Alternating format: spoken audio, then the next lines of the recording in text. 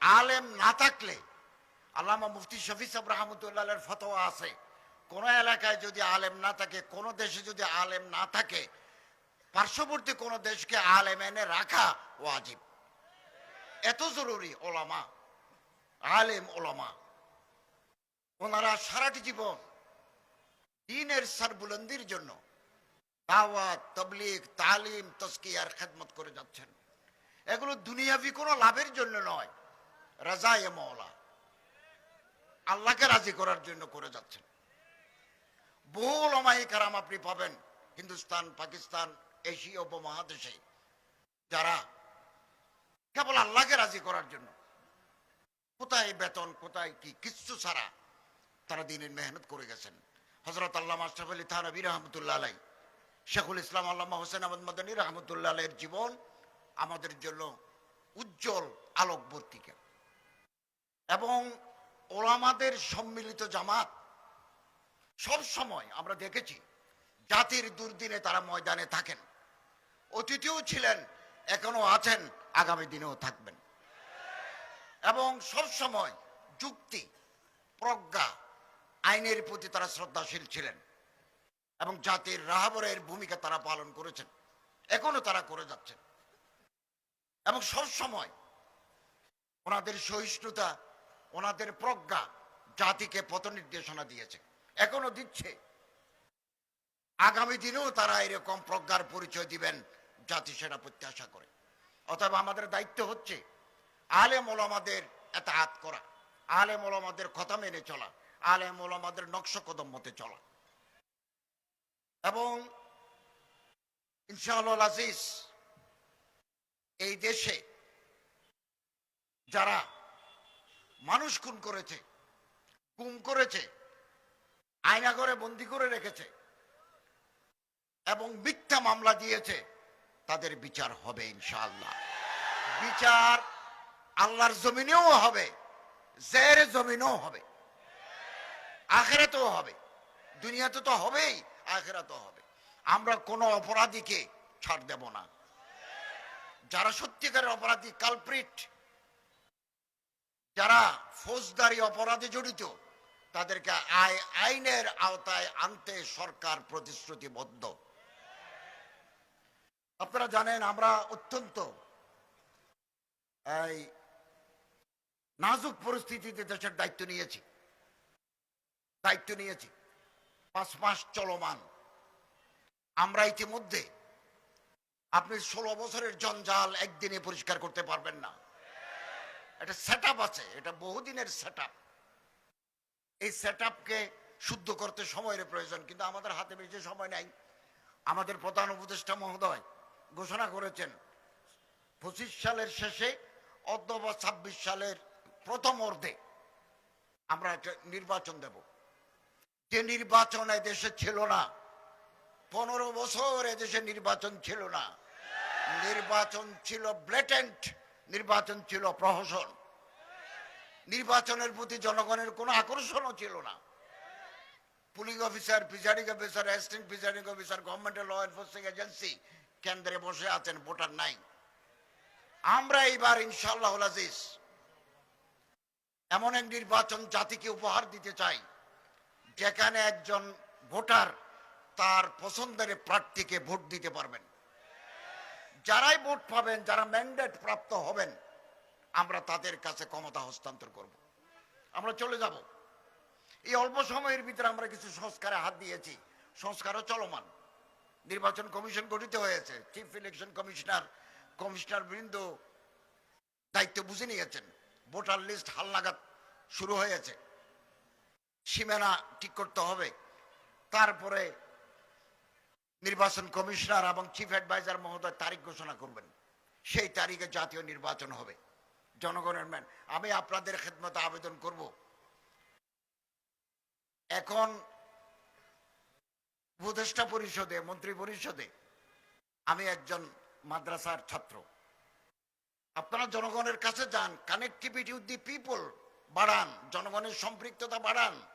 আমাদের ওয়াজ শোনার জন্য মানুষ আসে, গরম বক্তৃতা শোনার জন্য মানুষ আসে। ভোট অতীতে আমাদের দেয় নাই। কেন দেয় নাই ভোট? ওয়াজ শুনতে আসে, লক্ষ লক্ষ মানুষ আমাদের জমায়েত কথা শুনতে চায়, কিন্তু ভোট দিতে বললে আমাকে দেয় না। অতীতের 53 বছরের ইতিহাস খুঁজে দেখেন আমাদের পার্সেন্টেজ কত। অতএব আমি অনুরোধ করব, আলেম ওলামাদেরকে জনগণের পাশে দাঁড়াতে হবে। দাঁড়াচ্ছেন আলহামদুলিল্লাহ, আরো বেশি জনসম্পৃক্ততা বাড়াতে হবে। অন্তত পক্ষে 30 জন আলেম যদি পার্লামেন্টের মেম্বার হয়, পার্লামেন্টের চেহারা বদলে যাবে। একজন জোনায়েত আল হাবিব সাহেবকে যদি পার্লামেন্টে নিতে পারে, মামুনুল হক সাহেবকে যদি নিতে পারে, চিত্র বদলে যাবে। অতএব please go to the people, জনগণের কাছে যান, জনগণের নার্ভ পালস ধরেন। মৌলানা শহীদুল ইসলাম সাহেব পার্লামেন্টের মেম্বার ছিলেন নড়াইল থেকে। আসুন আমরা জনগণের সাথে মিশি, জনগণের সুখ দুঃখের ভাগী হই। আমি আশা করি হয়তো আগামী 1.5-2 বছর পরে নয়, আরো পরে হয়তো আলেমরা যদি জনগণের সাথে আছেন, আলেমদের সাথে, আলেমদের মূল শক্তি হচ্ছে দেশের জনগণ। কারণ কওমি মাদ্রাসাগুলো জনগণের সহায়তা আল্লাহর রহমতে পরিচালিত হয়, অর্থাৎ পাবলিক কানেক্টিভিটি ওনাদের আগে থেকেই আছে। এটা একটু বেগবান করতে হবে। আমি আশা করি, আমার প্রত্যাশা, ততদিন আমরা দুনিয়াতে বেঁচে থাকবো কিনা জানি না, এই দেশ একদিন আলেম এবং ইসলামপন্থীরা রাষ্ট্র পরিচালনা করবে। চারিদিকে আলহামদুলিল্লাহ এভাবে জোয়ার সৃষ্টি হয়েছে। আমি সবসময় ঐক্যের কথা বলি, ওয়াহাদাতে উম্মতের কথা বলি। এখনো যদি যারা ইসলামী আদর্শকে লালন করি, আমরা যারা, আপনারা, আমরা যদি একটু কাছাকাছি আসতে পারি, তাহলে আগামী দিনের ইতিহাস বদলে যাবে। নূতন এক সূর্য পূর্ব আকাশে উদিত হবে ইনশাআল্লাহ। অতএব আমাদের ঐক্য প্রয়োজন, ঐক্য প্রয়োজন, একে অপরের হাত ধরি এবং ইনশাআল্লাহ, আল্লাহ না করুন,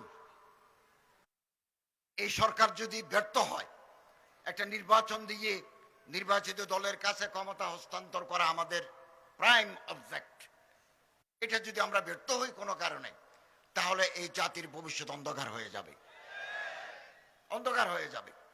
একের পর এক চ্যালেঞ্জ আমরা মোকাবেলা করছি, একের পর এক চ্যালেঞ্জ। আপনি একটু চোখ বন্ধ করে আমাদের দায়িত্ব নিচ্ছি আমরা 8 অগাস্ট, এরপর থেকে আপনি বাংলাদেশের সিচুয়েশন পরীক্ষা করেন।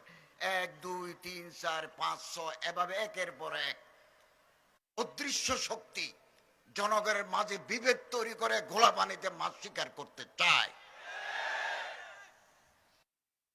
অতএব আমাদেরকে সচেতন থাকতে হবে, ঐক্যের বন্ধন মজবুত রাখতে হবে, আলেম ওলামাদের পদাঙ্ক অনুসরণ করতে হবে, ওনাদের কথা মতো আমাদের চলতে হবে। কারণ এটা জামাত, একটা দল, ওলামা হযরতের দল যুগে যুগে কোনো ভুল সিদ্ধান্ত নেন না, ওনারা সঠিক সিদ্ধান্ত নেন। এবং আলহামদুলিল্লাহ ভারতে আকবরের মতো গোমরাহ শাসককে সত্যের যিনি দাওয়াত দিয়েছেন, উনি মুজাদ্দেদ আলফেসানি আহমদ সিরহিন্দি। ভারতের বুকে যিনি ব্রিটিশ বিরোধী আন্দোলন করেছেন, তিনি একজন আলেম, শেখুল হিন্দ আল্লামা মাহমুদুল হাসান।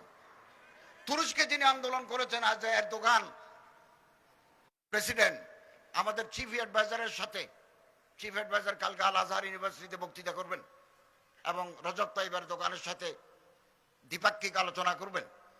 এই যে মাহৌল, ইসলামী মাহৌল তুরস্কে পয়দা হয়েছে, এটা শেখ মাহমুদ আফিন্দি, ওনাকে বলা হয় শেখুল হিন্দ তুরস্ক, আলেম। এই একজন আলেম মারা যাওয়ার পরে তুরস্কের প্রেসিডেন্ট লাশকান্দি নিয়েছেন, লাশকান্দি নিয়েছেন। রাশিয়ায় সমাজতান্ত্রিক বিপ্লবের পরে যারা আবার তিরমিজ, সিস্তান, বোখারা, সামারকান্দ, তারপরে এই সমস্ত এলাকায় আবার যে মাদ্রাসাগুলো চালু করে ইসলামী মাহৌল পয়দা করলেন, সেটার পিছনে আছে ওলামা। আমার এই দেশে বগুড়া, বগুড়া একটা নদী আছে করতোয়া, করতোয়া নদীর পূর্ব পারে লাশের কবর, করতোয়া নদীর ওই পারে মাথার কবর। মৌলানা আব্দুল মান্নান তালিব সাহেব রহমতুল্লাহ আলাই বাংলাদেশের ইতিহাস কিতাবে লিখেছেন, সন্ত্রাসীরা এসে এই দায়ী ইলাল্লাহকে জবাই করে মাথা নিয়ে গেছেন। মুসলমান আবার দৌড়ে এসে ওনার লাশটা দাফন করলেন, মাথা নাই। মাথা আছে ওই করতোয়া নদীর ওই পারে। এরকম ওলামায়ে কেরাম যুগে যুগে শ্রম দিয়েছেন, মেহনত করেছেন, রক্ত দিয়েছেন। পৃথিবীর কোন রক্ত বৃথা যায় নাই, যাবেও না ইনশাআল্লাহ। অতএব আসুন আমরা ওলামা হযরতদের, হযরত ওলামায়ে কেরাম, মাশায়েখে আযম, আইম্মায়ে মাসাজিদ যারা সারাটি জীবন দ্বীনের জন্য মেহনত করে গেছেন, এক একটা মাদ্রাসা করেছেন রক্ত পানি করে, রক্ত পানি করে। আমি নিজেও মাদ্রাসার ছাত্র, মাদ্রাসার ওস্তাদ ছিলাম, এখানে আজ বিশ্ববিদ্যালয়ের প্রফেসর ছিলাম এখানে দায়িত্ব নেওয়ার আগে। আমার এগুলো জানা আছে। আমার বাবাও মুহতামিম ছিলেন এক মাদ্রাসার, আমার আত্মীয় স্বজনও মাদ্রাসার সাথে যুক্ত। আমার তো এগুলো পরবর্দা। অতএব আসুন আমরা ঐক্যবদ্ধ থাকি, আমাদেরকে সহযোগিতা করুন, এই সরকারের হাতকে মজবুত করুন। আগামী দিনের একটি সুন্দর ভবিষ্যৎ আমরা আপনাদের উপহার দিতে চাই এবং তৈরি থাকুন। আমি তো নমিনেটেড বাই দি গভর্নমেন্ট, সরকার কর্তৃক আমি মনোনীত, নির্বাচিত নই। নির্বাচিত সরকার লাগবে। আগামী দিনে আপনারা আলেম ওলামাদেরকে নির্বাচিত করুন, যারা সমাজের মুখপত্র, যারা তর্জমানে ইসলাম, ওনাদেরকে আপনারা পার্লামেন্টে পাঠার ব্যবস্থা করুন। এখনো হাতে কিছু সময় আছে, এখনো কাজ করার সুযোগ আছে। একা হতে পারবেন না, আর অন্যের হাত ধরুন। সবার 10টা হাত যদি একসাথে জড়ো হয়, বিশাল শক্তিতে পরিণত হবে। এবং এই দেশে সুপ্রিম কোর্টের একজন বিচারক এর মাধ্যমে আমরা একটা জাজমেন্ট পেয়েছি, আমার বাসায় আছে, এখনো পড়ে দেখি নাই। উনি একটা ঐতিহাসিক রায় দিয়েছেন এদিন, কয়দিন আগে, যে এই দেশে আল্লাহর রসুলের বিরুদ্ধে যদি কেউ কোন ধরনের অবমাননার সূচক বক্তব্য রাখে, ইঙ্গিতে, ইশারায়, প্রত্যক্ষভাবে, তাকে কঠিন কঠোর সাজা দিতে হবে। এরকম একটা অবজারভেশন উনি দিয়েছেন। আমার কাছে পুরো রায়ের কপি আসছে। তো আলহামদুলিল্লাহ, পরিবেশ উন্নত হচ্ছে, ইসলামিক মাহৌল পয়দা হচ্ছে, এগুলো আলেমদের দান। আমরা অন্যান্য যারা ইংরেজি শিক্ষিত মানুষরা আছেন, ব্যারিস্টার আছেন, প্রফেসর আছেন, উকিল আছেন, সরকারি কর্মকর্তা আছেন, পুলিশ আছেন, র্যাব আছেন, ল এনফোর্সিং এজেন্সি, আমরা তাদের প্রতি সম্মান দেখাচ্ছি। তারা আমাদের বাপ, তারা আমাদের ভাই। এমন মানুষ আপনি পাবেন সরকারি ইউনিফর্মরত অবস্থায় তসবিহ গোনে, এরকম অফিসারও আমাদের ভিতরে আছে।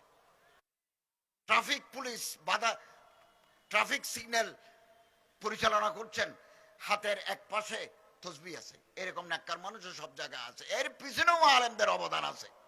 আমাদের মাথায় যে টুপি, আমাদের মুখে যে দাড়ি, আজান দিলে মসজিদ ভর্তি হয়, এগুলো আলেমদের অবদান, ওলামাদের অবদান। ওলামারা আমাদের মাথার তাজ,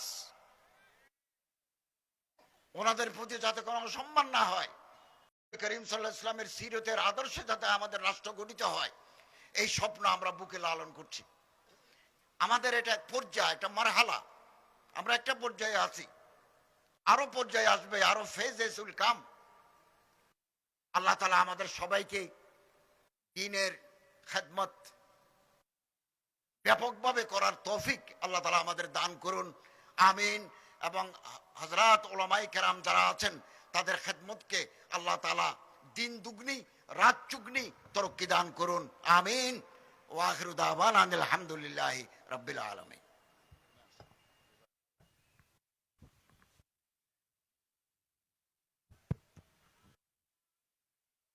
আলহামদুলিল্লাহ, আল্লাহ তাআলা হজরতের যে প্রত্যাশা আগামী দিনে এই বাংলাদেশকে নিয়ে, আমাদেরকে নিয়ে, হজরতের মাধ্যমে আল্লাহ তাআলা এই প্রত্যাশা পূরণে আমাদেরকে সকলকে, দেশকে এগিয়ে নিয়ে যাওয়ার জন্য সহযোগী ভূমিকা পালন করবার তৌফিক দান করেন। জি, এখন পাগড়ি হবে। জি, সময় কম। হিফজুল কোরআন বিভাগ থেকে যারা এই বছর শেষ করেছে তাদের নাম বলা হচ্ছে আবরার মোহাম্মদ তহাব,